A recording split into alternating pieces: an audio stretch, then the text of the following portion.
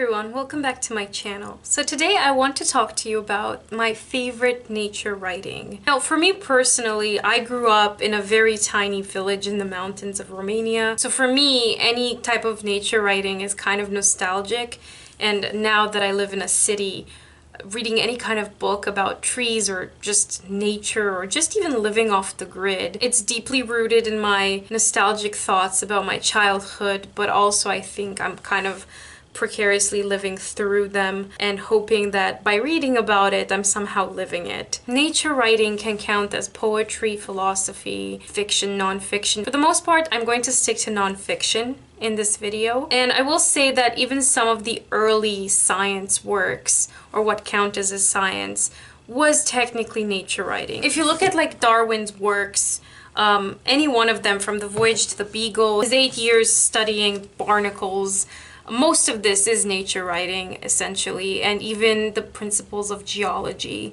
would probably count as a form of nature writing. I'm going to kind of exclude that as well, and I'm going to talk about nature books from more recent years. And I'm not saying I'm special in any way. I know that nature books and nature writing is very popular.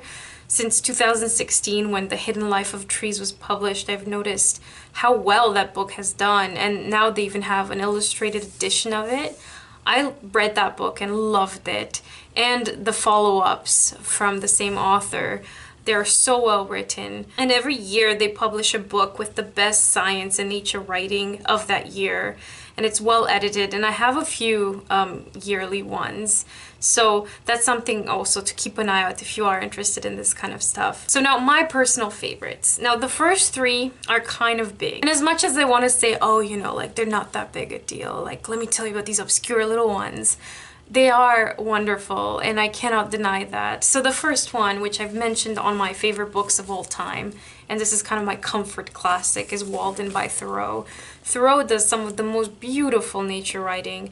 He has so many books on his walks in the woods, the animals he encounters, but Walden is kind of, you know, Thoreau living off the grid before there was a grid, and just living in this kind of isolated place near Walden Pond. As much as I love stories of living off the land, the way he writes just about his simple living, the way he describes raising the beans. There's also the time traveling element, because this was written in the 1800s.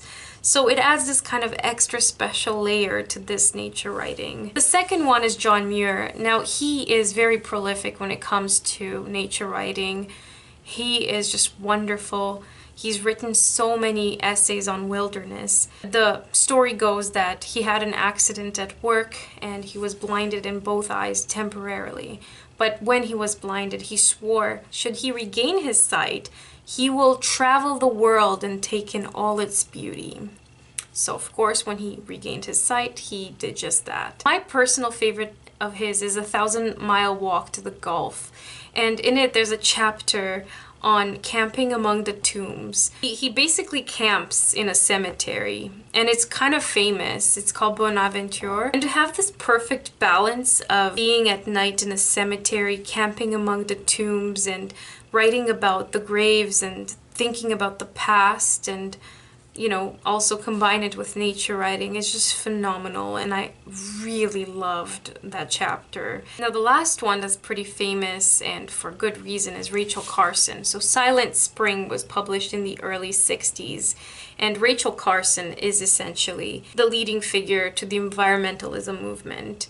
She's kind of the first person to say, hey, maybe pesticides aren't such a great idea. There's a chapter in here called Elixirs of Death, where she kind of breaks down all the, you know, the chemical harm that pesticides can lead to, not only to the rivers, to other animals, but to us, and how dangerous it is that humans are exposed to so much toxicity, man-made toxicity, from birth pretty much until death.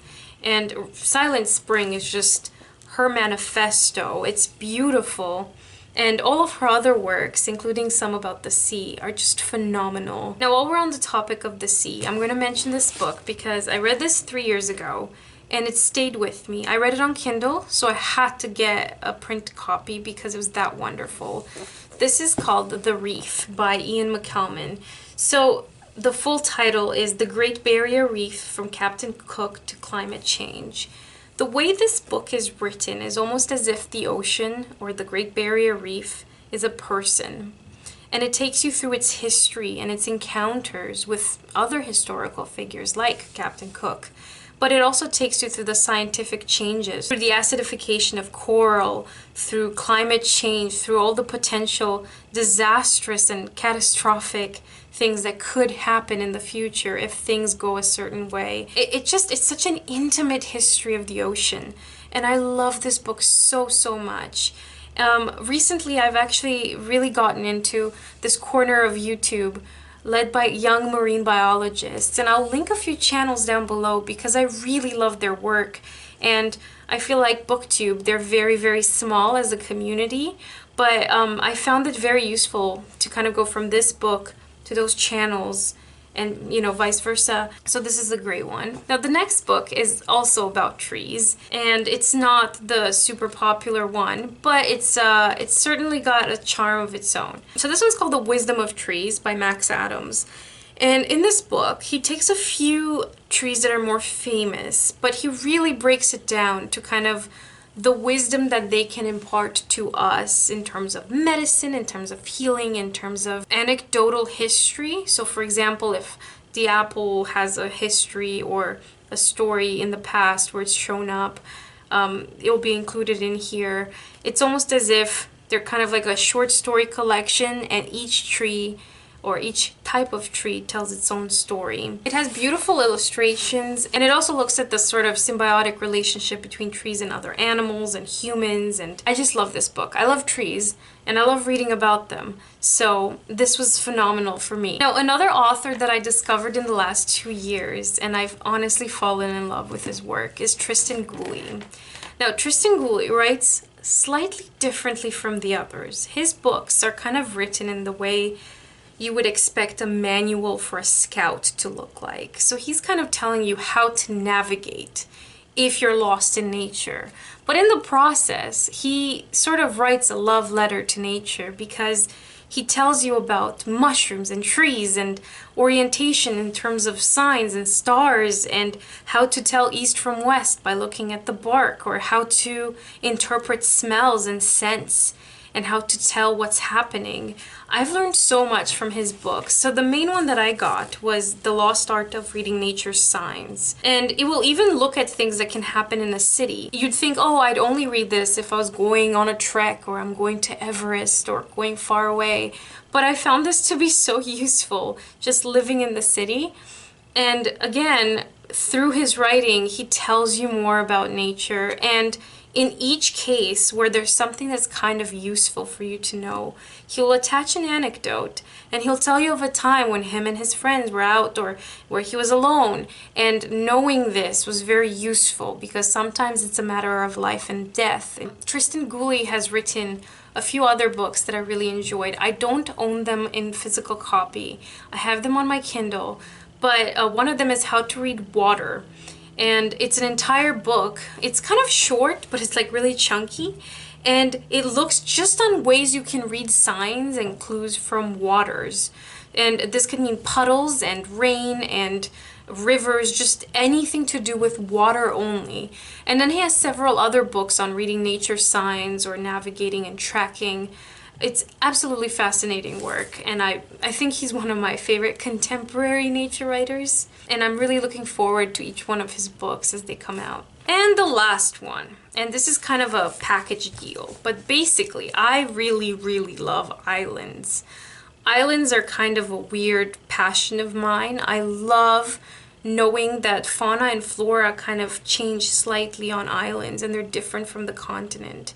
And islands symbolically are just so beautiful as well, to think of an entire patch of land in isolation. And this has also resulted in me reading a lot about people being shipwrecked, pirates, and isolated, lost, marooned, you know, kind of things like that. I just love all kinds of stories to do with that. So I've read Islands, Portraits of Miniature Worlds by Louise Young. And this book focuses on several islands from around the world. Some from the coast of Madagascar, some from the coast of Chile, some from Hawaii. And she'll look at like the uniqueness of each miniature world on all of these islands and how different they are from anything you might find on the continent. It was just such great nature writing. And now the ones that kind of go together are anything to do with Selkirk or, you know, the sort of Robinsonade, all of the things that started from Robinson Crusoe onwards with people being marooned on an island. But there are ways where you can read things that are not necessarily fiction. So for example, Selkirk's Island. In 1704, Alexander Selkirk, a mariner, was marooned on the uninhabited island of Juan Fernandez. He was not rescued until 1709. It's a book. It's one of many. There are so many books written on Selkirk.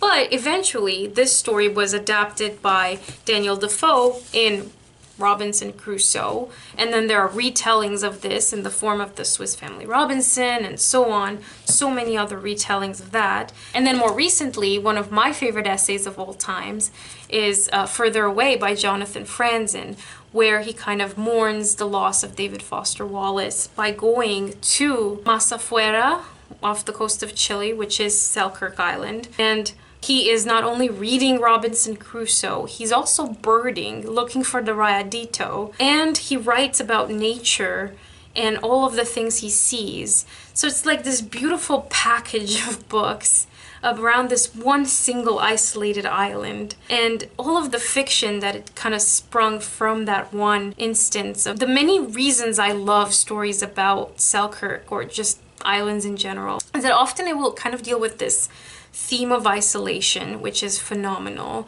but also they try to survive, and by telling a survival story, you're automatically linking it to nature. How did they survive? What did they eat? What did they use for medicine? How did they do it? And all of these just create some of the most beautiful nature writing I've ever come across. And I'll always be on the lookout for these. That said, I would now like to ask you if you have read any nature books or nature writing or things that I've kind of mentioned, but other books. I would love any recommendations. I would really love to hear from you. So thank you very much for watching, and I'll see you in my next video.